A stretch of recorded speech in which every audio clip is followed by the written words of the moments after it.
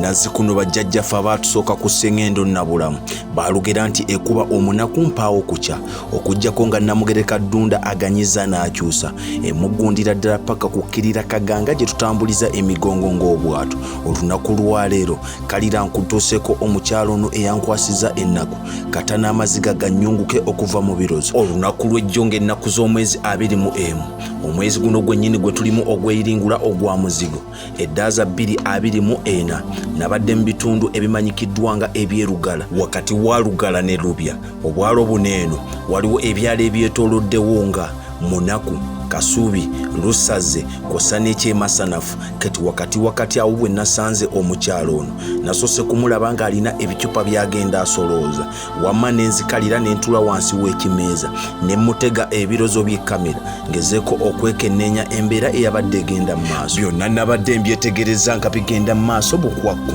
era nga nange wentudde mu kitebe nsibye akakala nga tasobola kundaba era nga tasobola kuntegeera nti ndikoodinga wabula ekyamaze enviiri ku mutwe ekyandeetedde amaziga okuyiringuka mu nkompe z'ebirozo kwe kwetegereza omukyalo ono ng'ali lubuto olukuliridde era nga bw'oba obalaabalamu anaatera okusumulukuka wabula ng'atambula n'ekifuluusi ky'ebikutiya nga mu bikutiya omwo mubeeramu ebicupa omuli ebidomola ebibaafu ebyamenyekamenyeka byagezaako okukuŋŋaanya asobole okusoloozaamu ekigulira Magaladdiba. Okusinziira ku bw'omwetegereza embeera gy'alimu tewoomesa nnakabululu naye akulaga tajja kubba tajja kwetuga tajja kuva mu nsi eno wabula ajja gezaako alemezeemu ng'awattanya oba oliawo Namugereka Ddunda anaamusobozesa ofuna obusobozi okulabirira olubuto lwe. Saategedde nnyo bimukwatako era saafuddeyo kumugoberera kutuuka waabwe kulaba mbeera gy'alimu naye kino kyokka kye nnalabye wano eno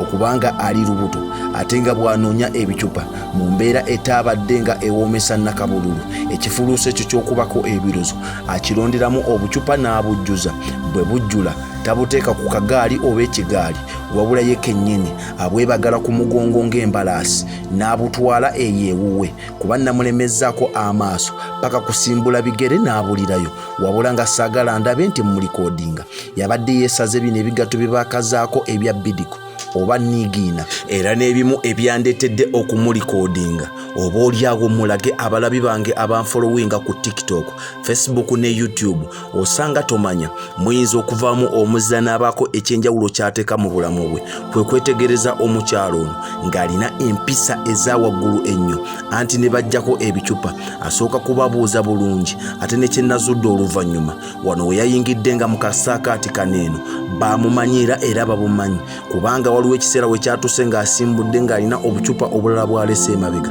ne wabaawo omuvubuka eyazze amudduukirira n'amuyita n'amugamba nona ne bino obirese olwabimuwadde n'afukamira wansi ku bigere ne yeebaza mu bwetowaze obw'ekitalo ennyo. Uganda bwetyo bweyimiridde gwe nno munywanyi wange ngenda kusaba akatambi kano wattu okatambuze okwongereyo tomanya tuyinza okufuna omuntu ayinza okubaako kyateekawo ekyenjawulo mu bulamu bw'omukyalo ono kuba nategedde gye yakutte ate n'ab'ekisaakaati kino bandaze nga babumanyi tetuyinza mubulwa kumusanga kubaako kyanjawulo kye tukolawo anaatera okuzaala kyokka akyagenda mu maaso n'okulonda obucupa. Nze Omwana Soda eno ye TikTok account yange, Facebook nkozesa Omwana Soda, YouTube nkozesa Export TV. Ngenda kusaba subscribing okomentinge osharinge. Enamba zange kweziri okwo 0755 8 3600 osobola okunnoonyaako ne tulaba ekigenda mu maaso. Namugereka Ddunda Lugaba atakuumira mpeera akunkuumire kulwa Katonda n'ensi yange Uganda.